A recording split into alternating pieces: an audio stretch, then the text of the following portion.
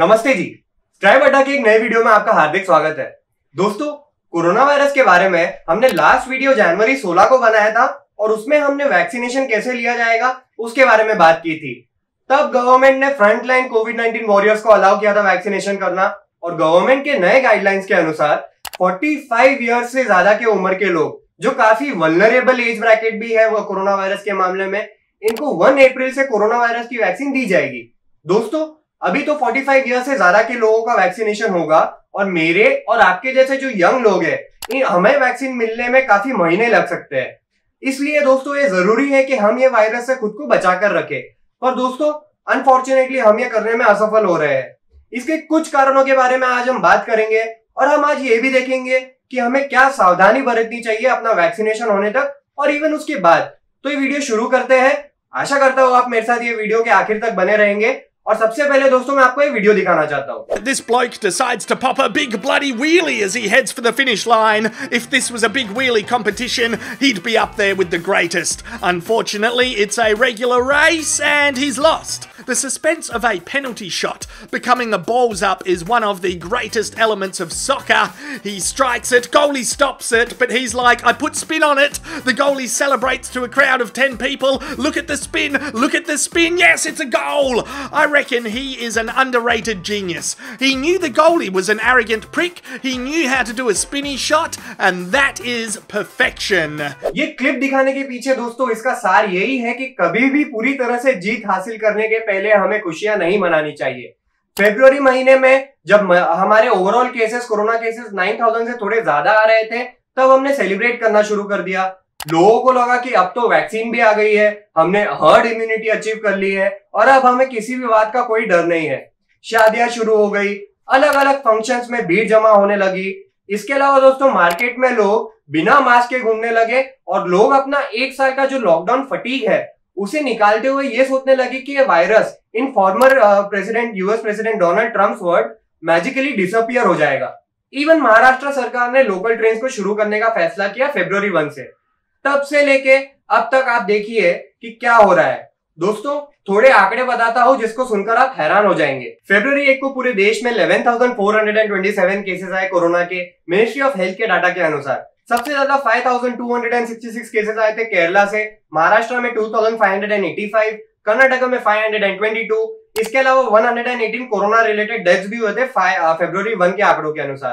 तो दोस्तों 11,427 केसेस और 118 डेथ से जो फरवरी 1 में हुए थे, 29 मार्च के आंकड़े देखे हम तो 68,029 के कोरोना के केसेस आए, 40,414 सिर्फ महाराष्ट्र में, 3,082 कर्नाटका में, 2,817 पंजाब में। महाराष्ट्र ने अकेले लगभग 60% केसेस ऐड किए पूरे टैली में। इसके अलावा मार्च 28 के आंकड़ों के अनुसार देश में कुल 291 कोविड-19 रिलेटेड डेथ्स हुई, जिसमें सिर्फ 108 महाराष्ट्र में हुई, पंजाब में 69, छत्तीसगढ़ में 15।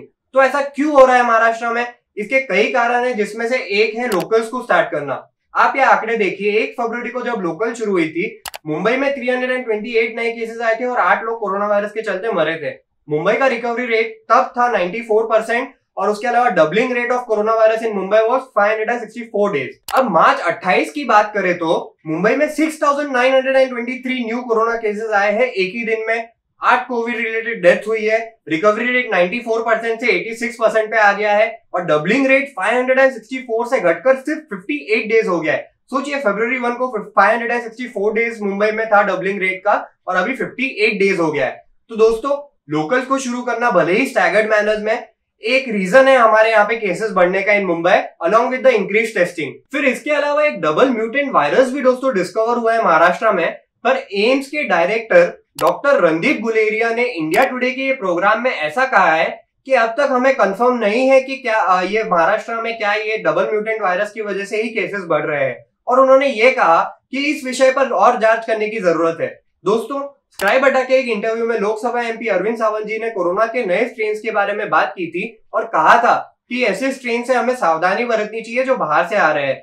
ये बात उनकी एकदम सही लग रही है दोस्तों, क्योंकि यूके का जो वेरिएंट है कोरोना वायरस का वो पंजाब में फैलने की रिपोर्ट्स आ रही है हमारे सामने।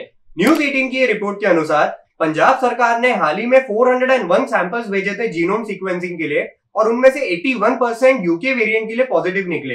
ये रिपोर्ट के अनुसार एक्सपर्ट्स ऐसा दावा करते हैं कि ये वेरिएंट 30 से 70% ज्यादा फैलने की क्षमता रखता है लोगों में, और इसके कारण यूके में काफी केसेस भी बढ़े हैं। वेरिएंट्स के अलावा दोस्तों सबसे बड़ा रीजन महाराष्ट्र में और इवन पूरे देश में कोरोना बढ़ने का ये है, लगभग सभी एक्सपर्ट्स के अनुसार, कि लोग मास्क ठीक से नहीं पहन रहे।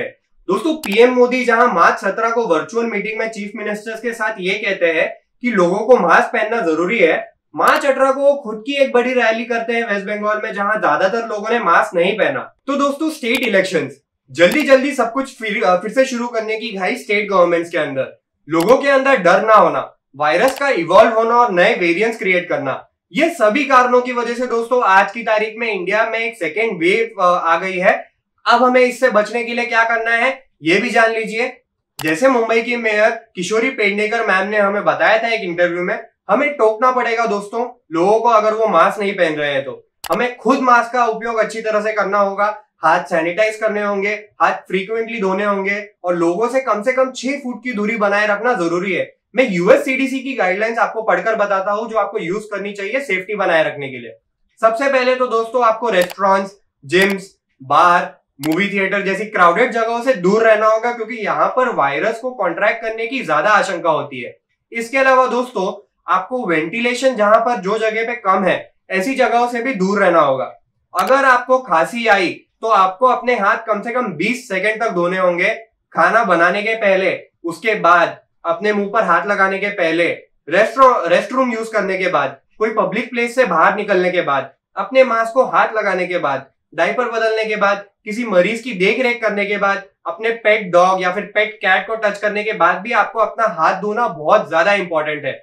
इसके अलावा दोस्तों आपको table, door knob, light switch, handle, desk, phone, keyboard, toilet और सिंक ऐसी चीजों पर हाथ लगाने के बाद भी गीले कपड़े से या फिर डायरेक्ट सैनिटाइजर से आपको ये चीजें साफ करनी चाहिए। आखिर में दोस्तों हर एक्सपर्ट का यही मानना है कि वैक्सीन ही एक ऐसी चीज है जो आपको बचा सकती है ये बीमारी से। 2020 में दोस्तों हमारे पास वायरस इतना फैल रहा था और हमारे पास ये वैक्सीन थी नहीं, अभी हमारे पास ये वैक्सीन है, हमें इसका उपयोग करना चाहिए ये वायरस को हराने के लिए। तो ये वीडियो में यही खत्म करता हूँ। आई होप आपको ये वीडियो अच्छा लगा हो। अगर अच्छा लगा हो तो लाइक, शेयर और सब्सक्राइब करिएगा मेरा चैनल। और इसके अलावा दोस्तों आपको कैसा लगा ये वीडियो कमेंट सेक्शन में भी बताइएगा। मिलता हूँ आपको ऐसी किसी वीडियो में, तब तक के लिए धन्यवाद। Stay safe,